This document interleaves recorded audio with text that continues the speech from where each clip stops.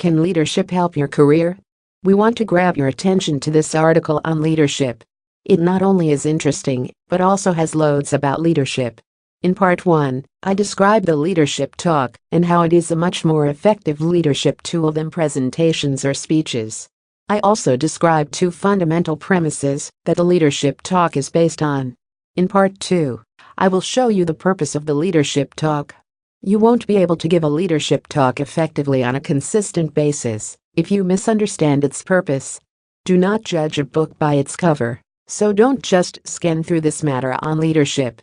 Read it thoroughly to judge its value and importance. The leadership talk doesn't drive purpose.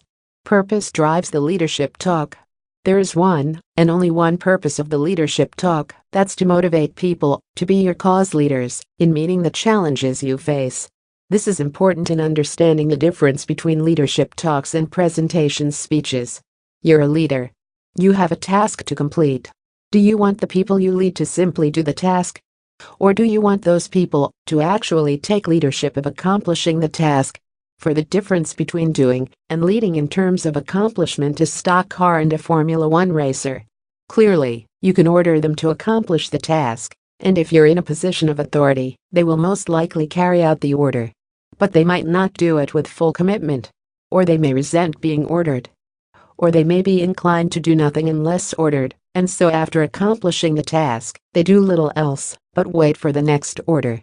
It may take some time to comprehend the matter on leadership that we have listed here.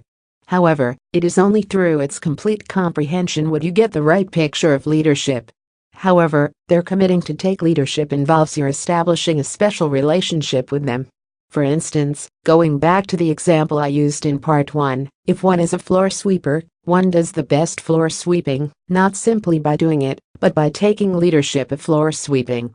Such leadership might entail taking the initiative to order and manage supplies, evaluating the job results and raising those results to ever higher levels, having floor sweeping be an integral part of the general cleaning policy, hiring, training, developing other floor sweepers, instilling a floor sweeping esprit that can be manifested in training, special uniforms and insignias, behavior, etc., setting floor sweeping strategy and goals.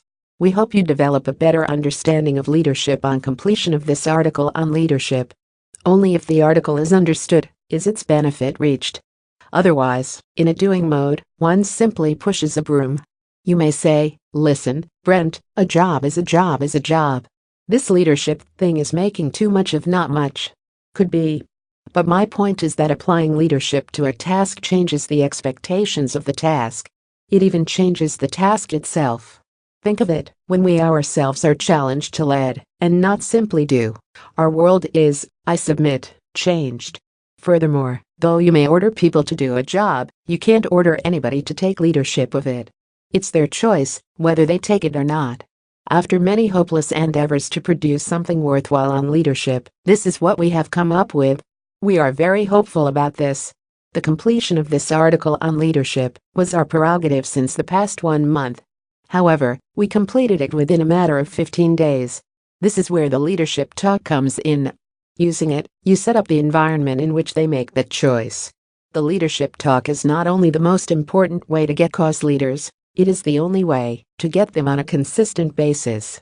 So what is your verdict on this composition on leadership?